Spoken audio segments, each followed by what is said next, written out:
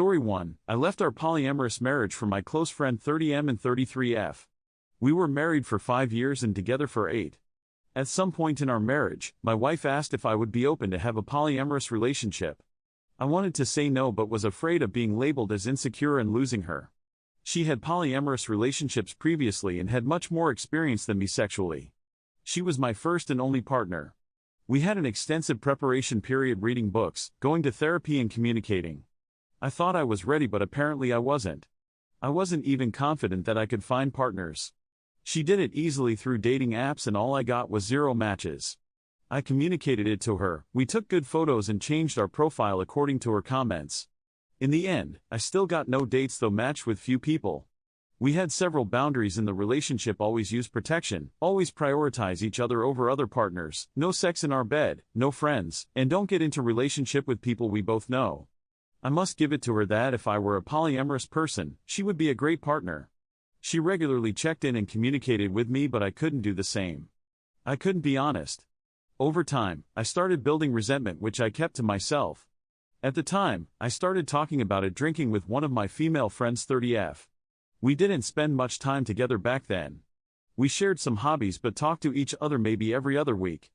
That drinking and discussion time we had together was the only thing that was supporting me.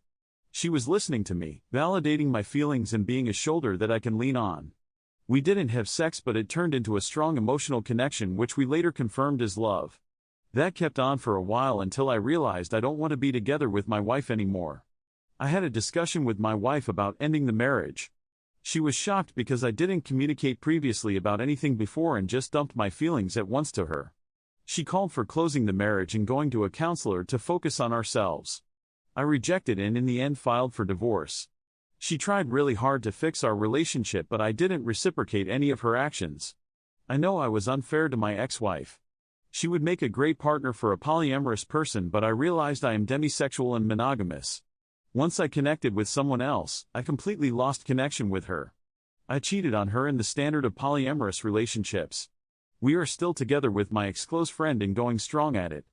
I hope the future will bring good things for us. Haphazard Joker 258 says, never get the whole she will call me insecure thing. Yes, I am insecure about other guys fucking my wife. I don't share and will never share my partner with others. If you think that makes me insecure, then that's fine, but I don't care if you do.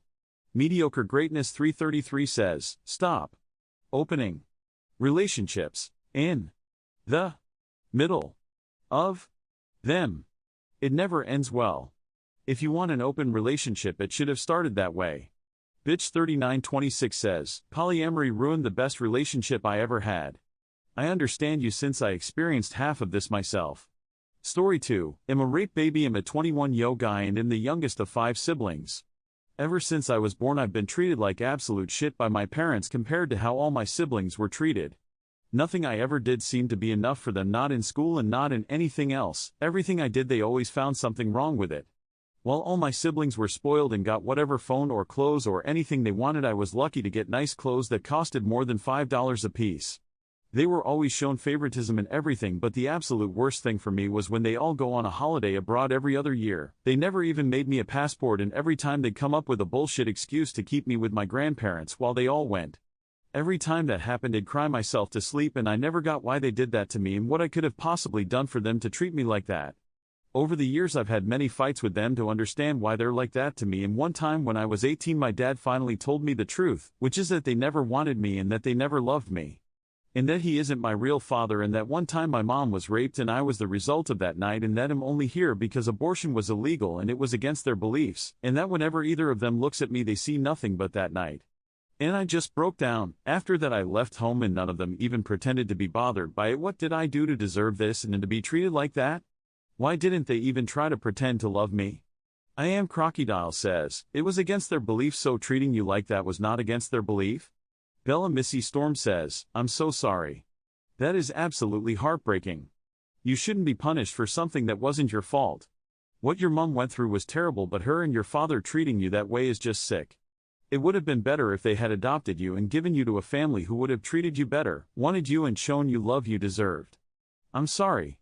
Lopsided_chemist 4608 says, your parents, which is your mom and non-biological father, made a choice. They could have given you up for adoption, because they had a traumatic experience and a child, but they instead chose to victim blaming you because you didn't choose to come, they decided.